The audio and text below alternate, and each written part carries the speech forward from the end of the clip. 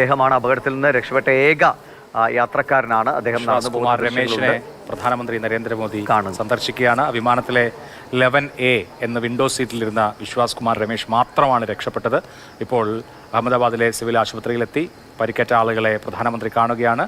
ആ കൂട്ടത്തിൽ വിശ്വാസ് കുമാർ രമേശുമുണ്ട്.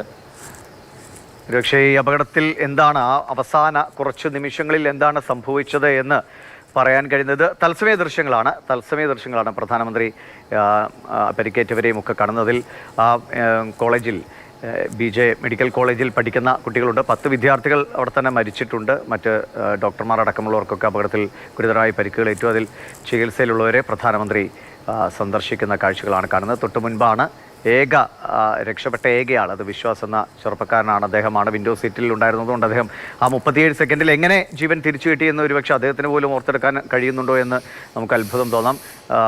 കൂടുതൽ ആരോഗ്യനില മെച്ചപ്പെട്ട ശേഷം എന്താണ് സംഭവിച്ച അവസാന ഒരു കുറച്ച് മിനിറ്റുകളിലെ ആ ഒരു അപകടത്തിലേക്ക് പോകുന്നതിന് മുൻപുണ്ടായ സാഹചര്യത്തെക്കുറിച്ച് അദ്ദേഹത്തിന് തീർച്ചയായും ഇതിൻ്റെ അന്വേഷണ സംഘത്തോടൊക്കെ കൂടുതൽ വിവരങ്ങൾ പങ്കുവയ്ക്കാൻ കഴിയുമെന്ന് തന്നെയാണ് പ്രതീക്ഷിക്കുന്നത്. എന്തായാലും ഇത്രയും വലിയൊരു ദുരന്തത്തിൽ നിന്ന് ഒരേ ഒരാൾ രക്ഷപ്പെടുക, അത് വലിയൊരു അദ്ദേഹത്തെ സംബന്ധിച്ച് അതെങ്ങനെ വിശേഷിപ്പിക്കണമെന്ന് പോലും അറിയാൻ കഴിയില്ല. പക്ഷെ അദ്ദേഹത്തിന്റെ കൂടെ ഉണ്ടായിരുന്നവർ അല്ലെങ്കിൽ സഹോദരൻ തന്നെ അപകടത്തിൽ മരിച്ചു. അതുകൊണ്ട് വല്ലാത്ത ആ ഒരു ദുഃഖഭാരത്തിൽ തന്നെയാണ് ആ യുവാവ് എന്ന കാര്യത്തിൽ തർക്കമില്ല.